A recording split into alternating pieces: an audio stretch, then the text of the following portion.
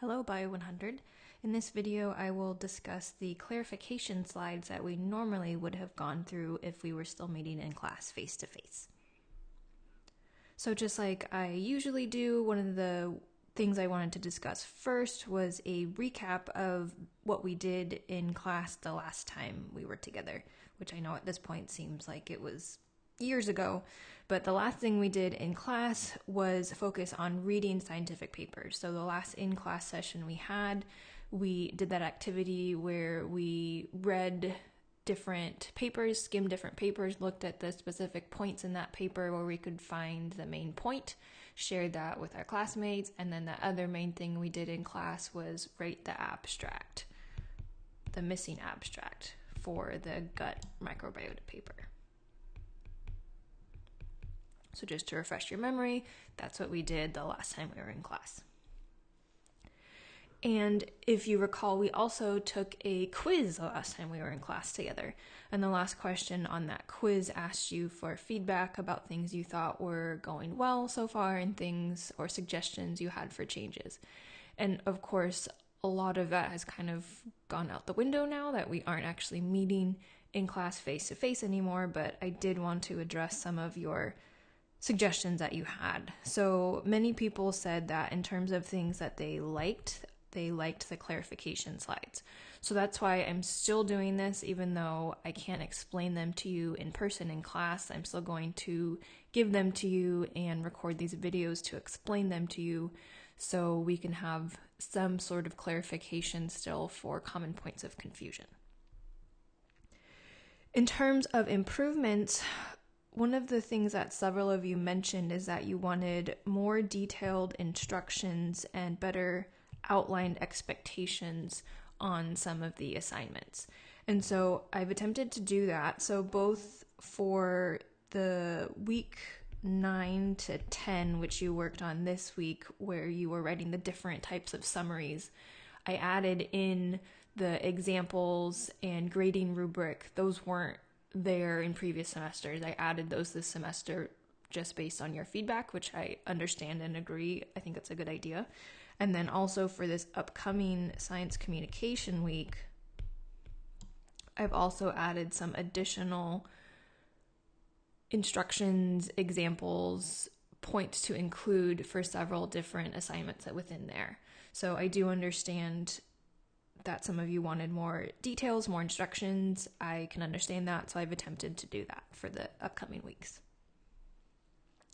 Another thing I wanted to clarify, one of the main papers that we talked about in class last week was deliberate practice. And we talked a little bit about this already in class. So this was a paper where students were in a spelling bee and they were trying to figure out what kinds of practices were most beneficial for those students who did the best in spelling bees. And deliberate practice was one of the main takeaways they had, that students who did deliberate practice were more successful. So just to clarify, deliberate practice is different from passive studying. So deliberate practice is basically like what we did in class last time. If you're finding 10 new papers and timing yourself, finding the main points, you're having some kind of targeted goal in mind, versus passive studying, which would be something like reading something over and over again or watching videos for this class over and over again. So deliberate practice is this targeted active studying.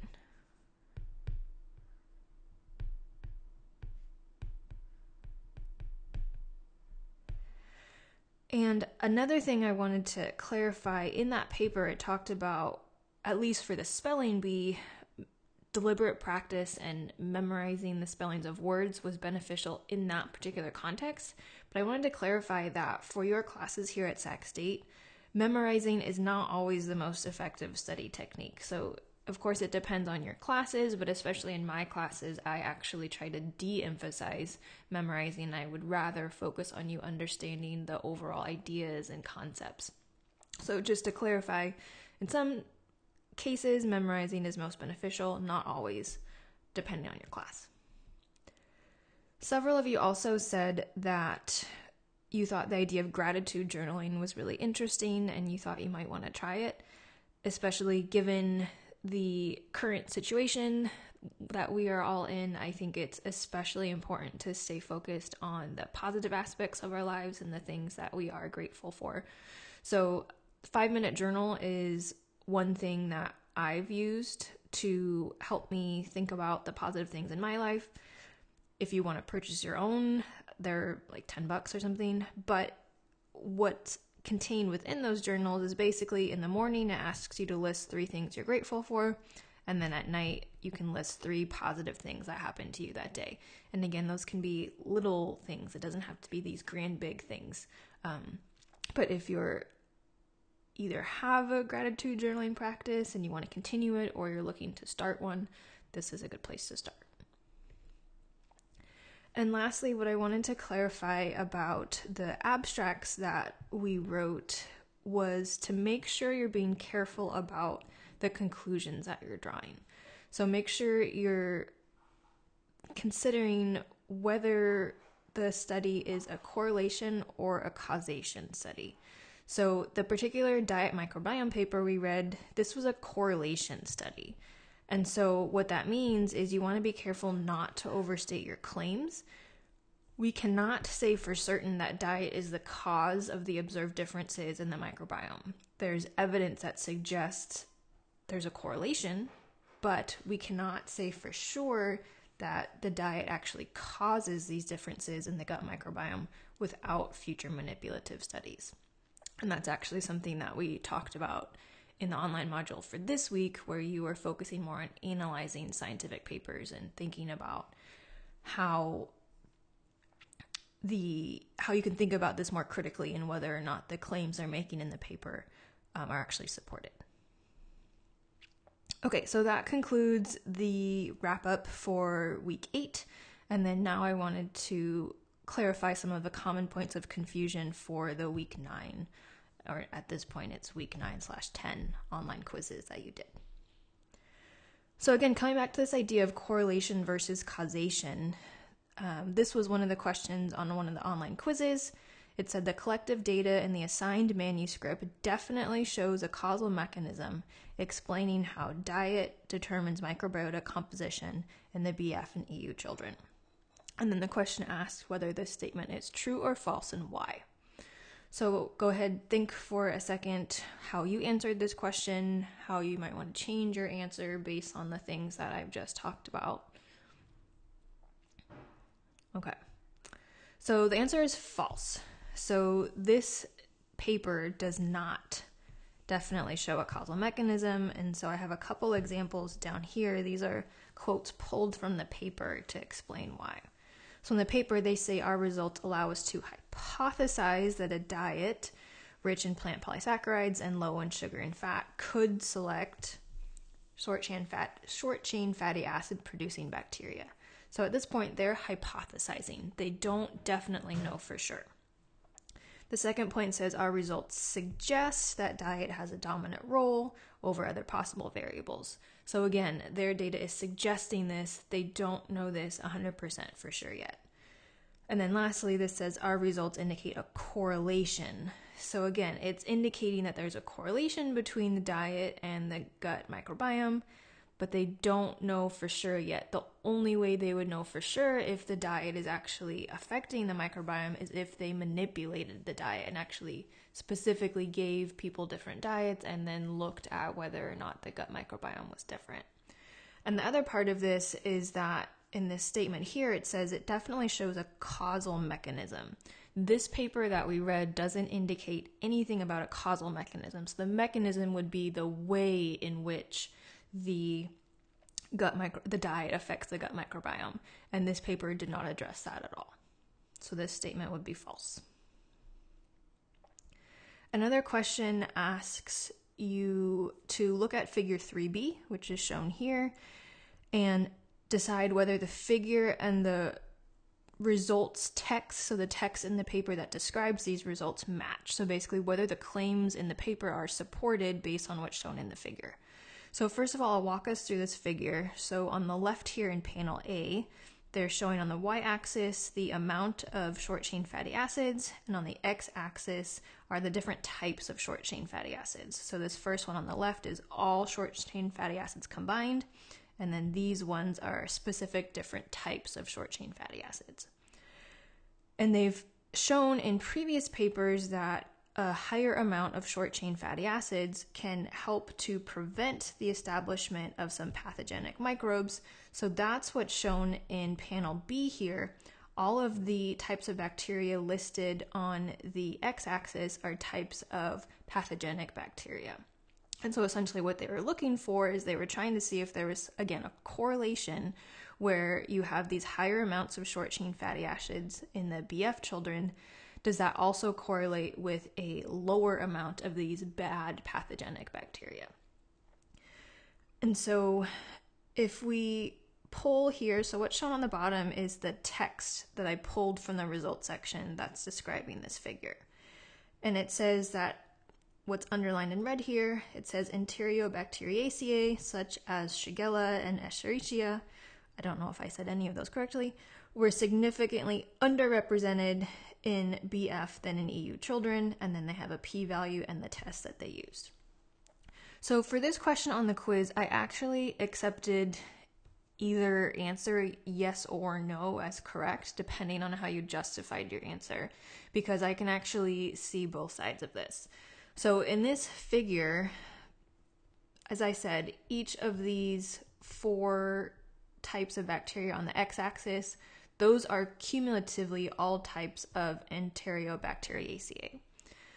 And so in the text, they're saying that Shigella and Escherichia were significantly underrepresented in BF and EU children. So those are these ones here. And so if we look at the graph, again, these asterisks indicate significance, right? So yes, I would agree that for both of these types of bacteria, there's a significantly higher amount of these bacteria in the EU children. So I would agree with that. However, I don't know if I agree with the claim that this whole group, Enterobacteriaceae, is underrepresented in BF than in EU children. While it is true, as we just said, that for those 2 particular types, the amounts are lower in BF children, for Salmonella and Klebsiella, there's no significant difference there. So I don't know if I would agree with the claim that as a whole, this broader group of bacteria is different between the 2 different groups of children, because only 2 of the 4 groups actually show significant differences. And then lastly, some of the questions based on what you submitted as part of your exit surveys. Again, this is week 9/10. So some of you asked how to indicate a paper in a drawing. So this is actually the graphical abstract that I drew. Again, it's obviously not a masterpiece. So on the left here, I have the bullet points that I wrote. So this first one addresses the study design. This one addresses the main findings. And then here we have the significance. So this is supposed to say adaptive potential of the microbiota. And then here on the right, I have my drawings. I realize that it kind of looks like this person is eating a cow fart. That was not intentional. It's just supposed to be indicating the different diets, where the BF children are eating diets high in plants, and the Italian children are eating diets high in meat and sugar and that kind of thing. So this first part here of the drawing is supposed to indicate the study design. Here in this middle panel, I have attempted to illustrate the differences in bacteria in the guts of these children. So here in the BF children, we see overall a higher number of bacteria, a higher diversity of bacteria, so more different types. And here I have also attempted to show that some of these bacteria are digesting the polysaccharides from the plants. And then in the bottom here is where I'm trying to show the biological significance. So one of the things they suggested in the paper is that a Western diet may be, again, make sure you're not overstating that claim, may be promoting intestinal diseases. And so that's what I've attempted to show here on the right-hand side in the intestine of the Italian children. I have attempted to show red inflammation caused by this mean red-looking bacteria there. So that's one example of how you might attempt illustrating and drawing a graphical abstract for this paper. Another question that students, some of you asked about, was this one here, where it asked, which of the following terms must be carefully vetted by the reader when looking for problematic language in a scientific manuscript? So go ahead, take a look at these options here. We have suggests, shows, causes, correlates, significant, comparable, all of the above, or some options where it's just a few of these. So the answer is actually all of the above. And so if we look at the words on the top circled in red, all of these words, suggests, shows, causes, correlates, those all get back to this idea of correlation versus causation. So when you're reading a paper, you want to make sure that the words that the authors are choosing is appropriate for their study. You want to, again, make sure they're not overstating their claims and saying that there is cause, that they've identified a causal mechanism when all they're doing is looking at correlations. These other words here now circled at the bottom, significant and comparable, that helps you determine whether the interpretation of the authors matches their data. So just like we did when we looked at the graph and compared it to the text and the results, you want to make sure that if they're saying something is significant, the statistical tests and the graphs also support that. And then last question I wanted to go over, another question on the quiz asked about limitations with 16S sequencing, which is the technique they use in this paper to identify the different bacteria in the different guts of the different children. So this particular study used two particular regions, V5 and V6, to identify the bacteria. However, there are 9 total variable regions in the 16S gene, and other regions are actually more variable than the V5 and V6 ones that were chosen. So if we look at this image here on the bottom, we have the variability on the y-axis, and then each of these different peaks is the 9 different variable regions of that 16S gene. Circled in red are the ones that were used for this particular study. But if we look, regions V3, for instance, and V1 are actually more variable. And that's important because a higher variability actually leads to a higher ability to detect more bacterial species. So their choice of using these two particular V5 and V6 regions could actually be limiting their ability to detect some other bacterial species that they would be able to pick up if they use regions like V1 and V3. And then one of the other main limitations with 16S sequencing is that you get limited resolution. And so what that means, if we think about these pie charts that were shown in the paper, if you're using 16S sequencing, you're only able to identify the different bacterial groups down to genus and not down to the species level. So if we look at this pie chart here, Prevotella, for instance, that's a genus of bacteria. So it's giving you the general group of what bacteria are present, but even within that Prevotella group, there are more specific bacterial species that cannot be identified with this particular type of sequencing. So that's another limitation. So that concludes the clarification slides for this week. If you have additional remaining questions that I haven't addressed, please feel free to email me or post on the discussion board, and I will get back to you shortly and do whatever I can to answer your questions.